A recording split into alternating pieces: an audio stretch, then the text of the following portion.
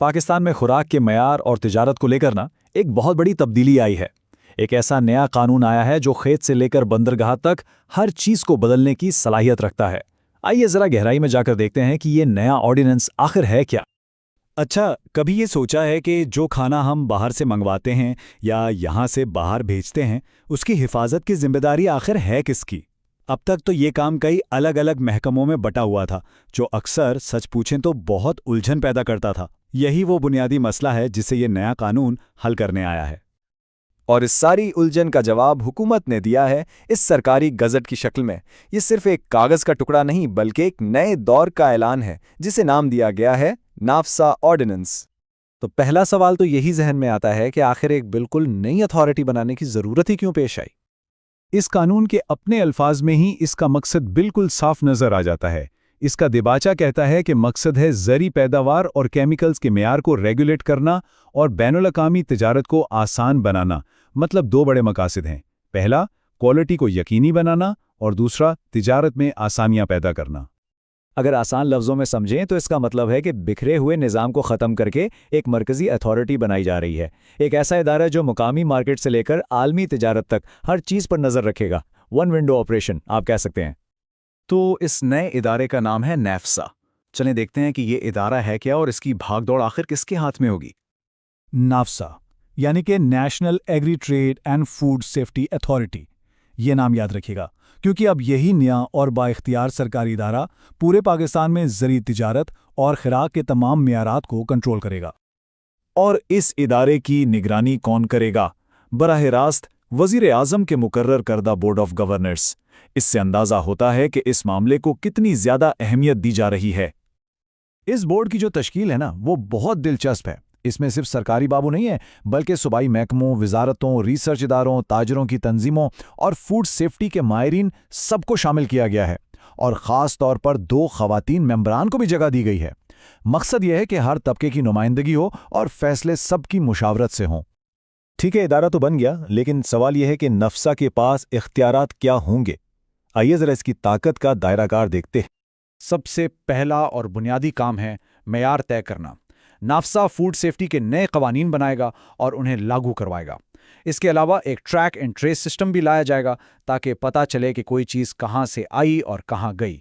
और केमिकल बनाने वाले प्लांट्स की भी बाकायदा रजिस्ट्रेशन और निगरानी होगी। दूसरा बड़ा इख्तियार है सरहदों पर मुकम्मल कंट्रोल, यानी NFS से मुल्क की तमाम बंदरगाहों पर एक गेट कीपर का किरदार अदा करेगा। किसी भी चीज़ को मुल्क में लाने या बाहर भेजने के लिए लाइसेंस और सर्टिफिकेट यही इदारा देगा। और अगर कोई चीज़ खतरनाक समझी गई तो उस पर पाबंदी भी लगा सकता है। और बात सिर्फ रोकथाम पर ख़त्म नहीं होती। NFSA हंगामी हालात से निमटने के लिए कौमी सतह पर मंसूबे बनाएगा। मुल्क भर में जदीद टेस्टिंग लैब्स कायम की जाएंगी और जो भी इन कवानीन की खिलाफ वर्जी करेगा उस पर भारी जुर्माने भी आयद किए जा सकेंगे।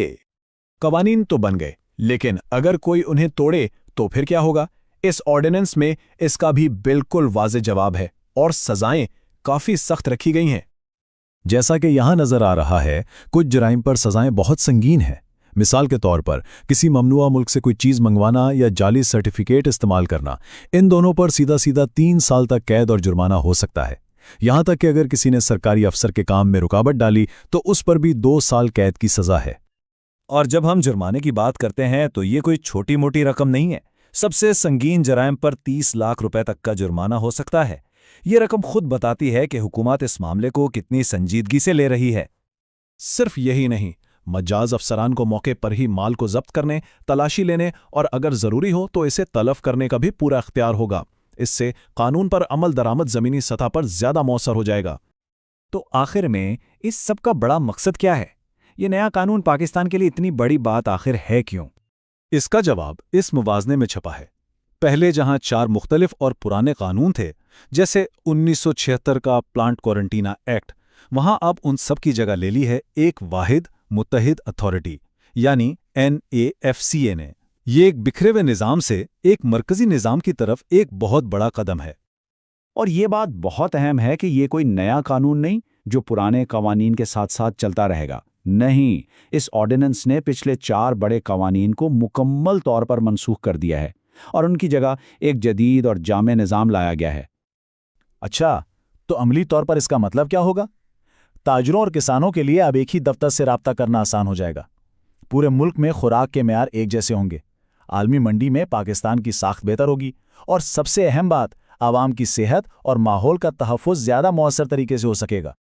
تو NFSA کو اس نئے آرڈیننس کے تحت بہت وسیع اختیارات تو مل گئے ہیں، لیکن اصل سوال اب یہ ہے کہ کیا یہ نیا ادارہ ان اختیارات کو مؤثر طریقے سے استعمال کر پائے گا، اور کیا یہ تبدیلی عالمی تجارت میں پاکستان کو ایک نئی اور بہتر پہچان دلا سکے گی؟